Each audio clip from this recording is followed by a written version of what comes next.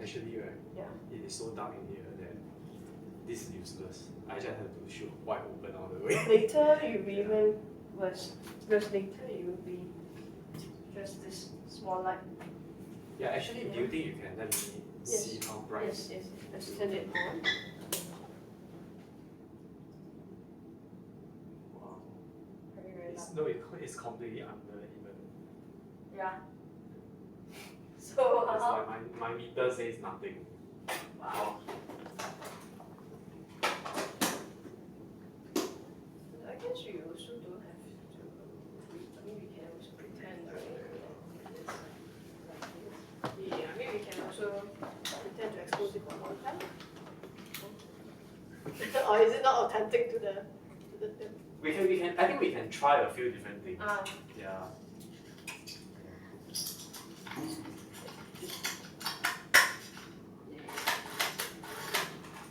By the way, right? I will be shooting intermittently, because every like after every 18-19 seconds, I will actually have one. Yeah. Okay.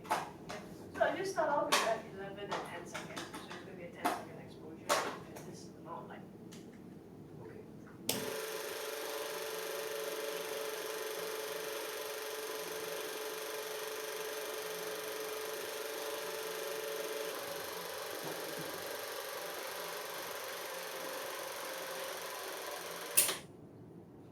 Maybe right, the whole film right, it's gonna be all black, and it's just boys. You sit in the dark and in the theater and just hear us talk.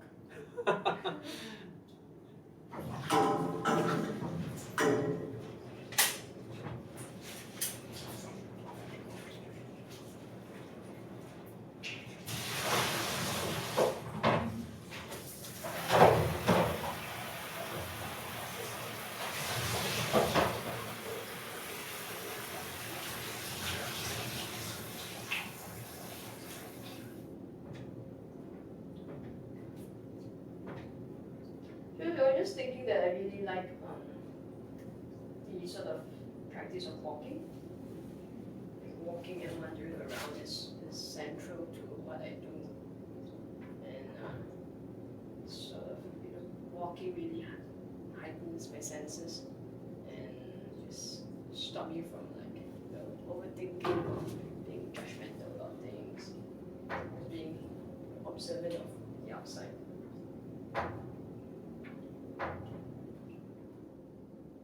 I think after I sold my car, I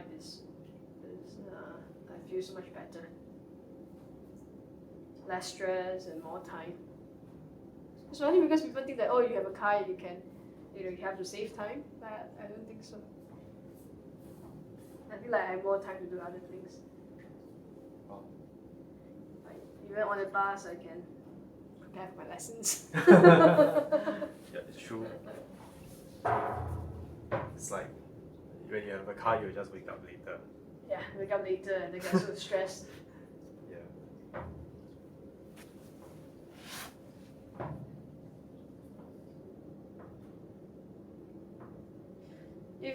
If I had started off digital photography, I wouldn't have gone to photography.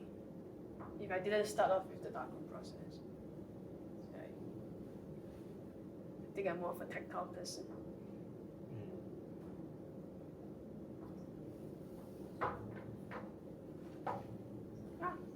Not too bad. I think the picture looks better now.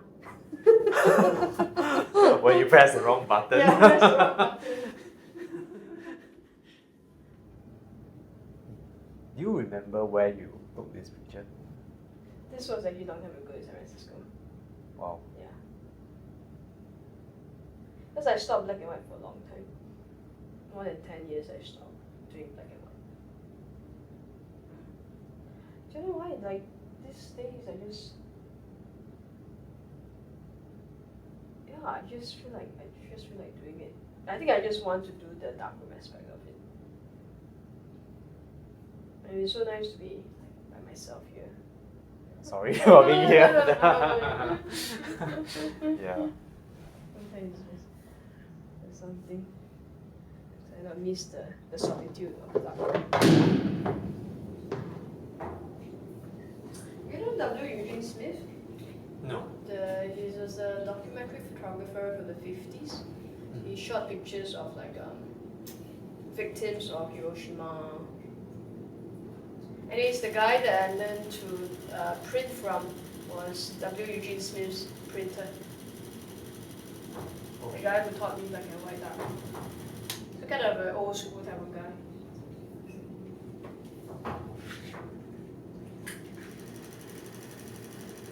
Use this as an indication of where to start.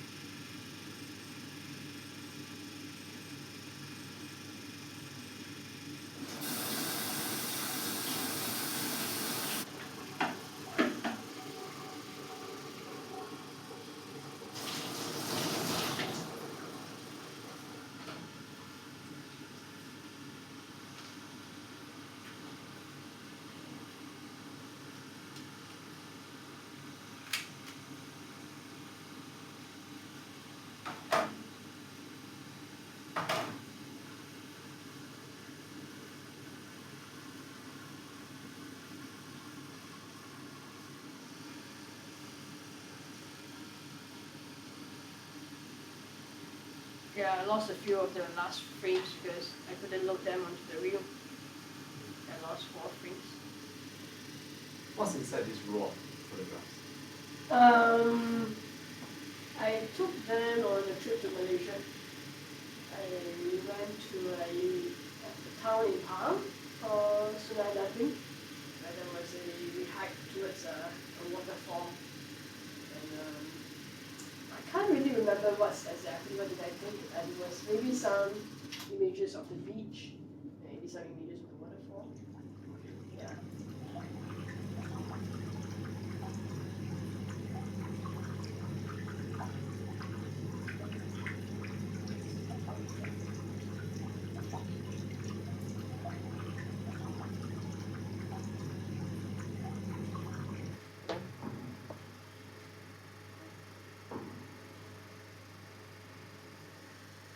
Yeah, it's very interesting things going on. It's just too dark.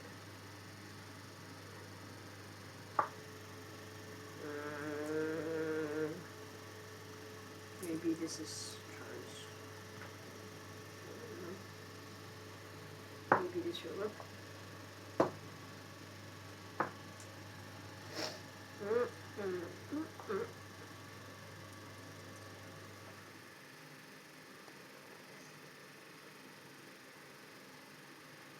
I think 5 is fine.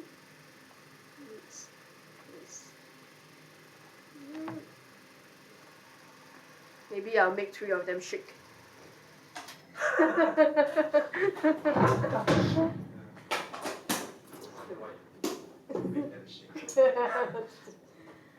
Poke them. It's quite fun. It's sort of because I think black and white photography and analog can be so serious. Right, it's like so traditional and so serious. It's just like sort of like playing with it.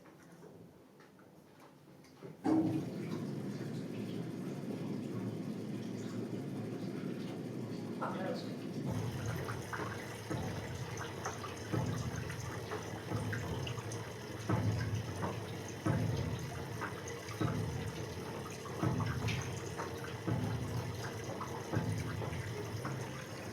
I saw moth light at school and then I remember seeing it at a museum. I can't remember which museum. That's like what all the students taking beginning film class Yeah. in my school. Yeah. Like, Yeah. suddenly reminded of him because he always write in his stack that he makes his film with his mind's eye. So using your mind and mind's eye, not your eye. Yeah.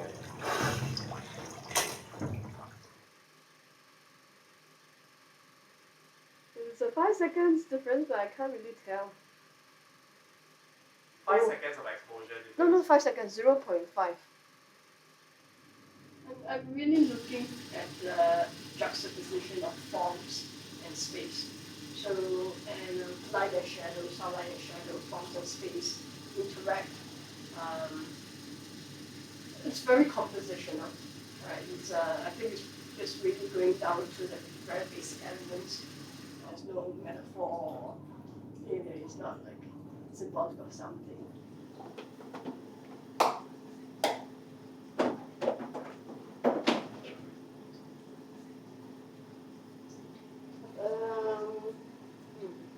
Seem to be slightly overexposed. In the video. And the video shot. I don't know why.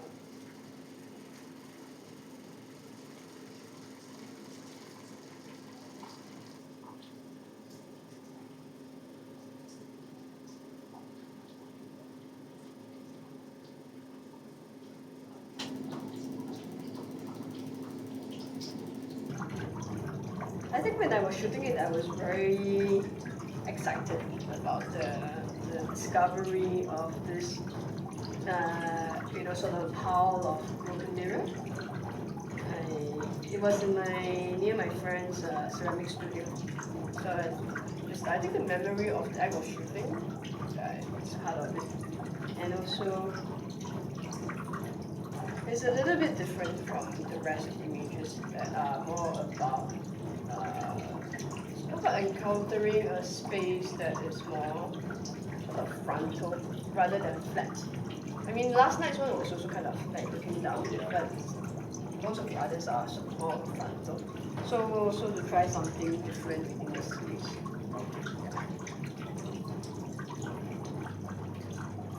At this point, I'm not really feeling it as much because it's more of a pattern.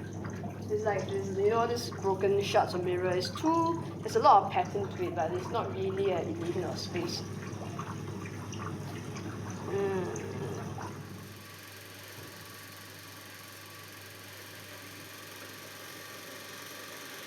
Sprocket holes.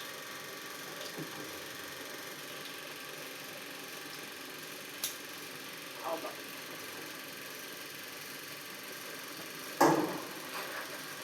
I think I just want to make it even more graphic. Can't be wet when it's touching the print. This kind of reminds me of Picasso and the Cubists. Still life with what is it on the newspaper and the guitar. Yeah. Like a mini sculpture.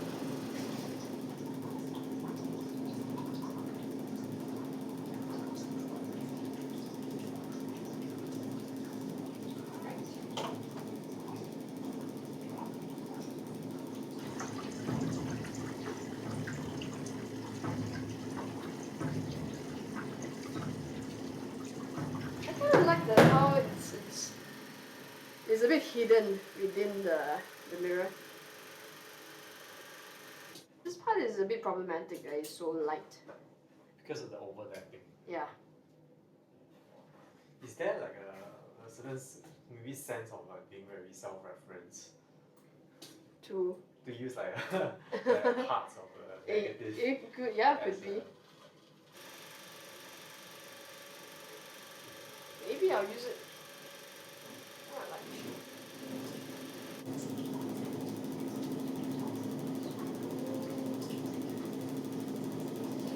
Drawing your face.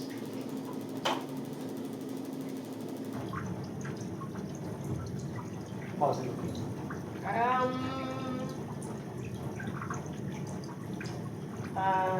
Interesting. I'm not quite sure. Yeah, not at this point.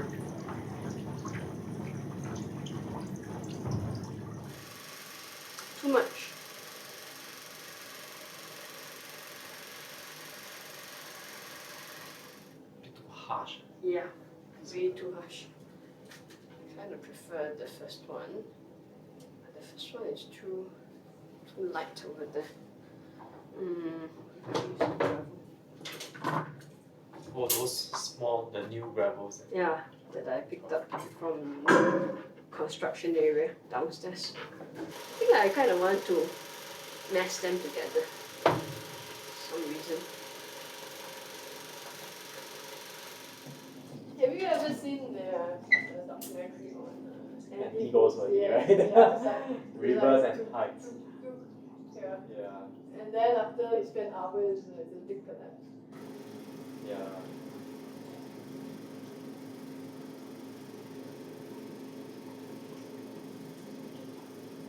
I think what is fun is that there is no preconceived notion of how the final image will look like when I start doing this. So it's really just reacting to it along the way.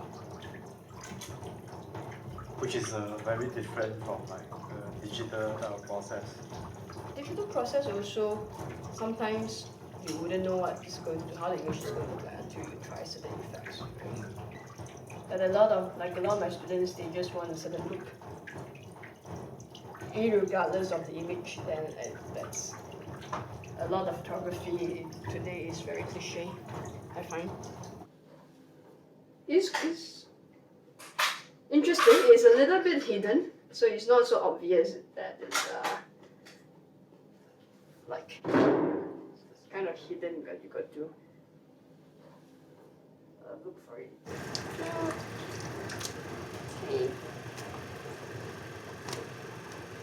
I'm not sure. Looks like a footprint. A little bit, huh? Yeah. Or like a map. So this is like Africa.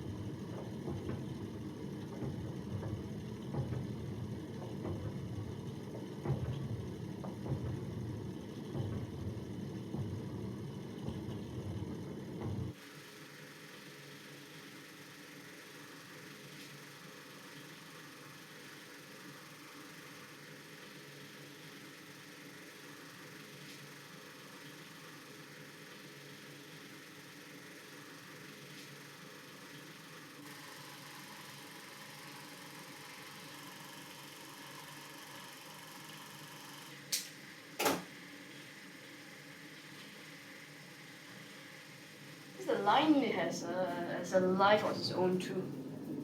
You know, the wire, it wants to stay a certain way.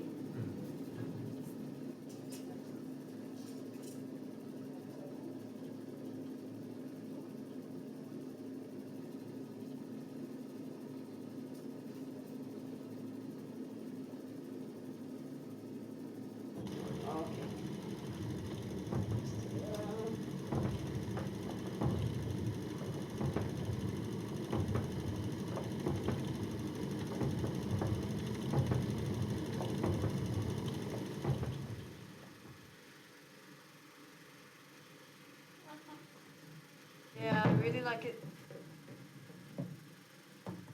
Yeah, I think it's one of my favorites. So I like how it doesn't fully follow the form. It's sort of, it's a bit imprecise. Yeah, but definitely a bit more. Actually, I don't mind it darker. You can see more texture here. I will change this wire a bit. It's a bit too rounded now. I think I want to try to make it a bit more jagged. We should have some stop. Yep.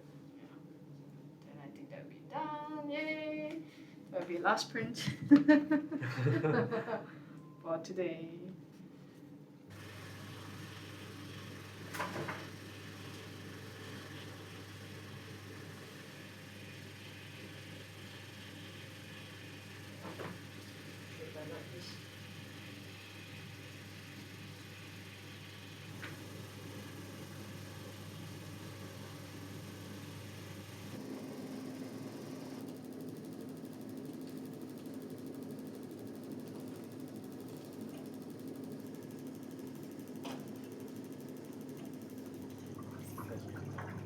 I read a really good book recently. It's called Levels of the Game. So it was basically the book is a tennis match between these two players. This was the first US Open, I think in the late 60s, between the black player and the white player.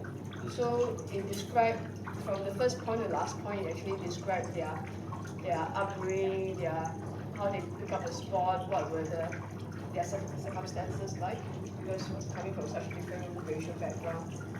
But then also using what was going on during the game.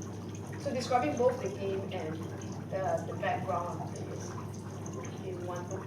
And the book just started from the first point to the last point. That was very interesting.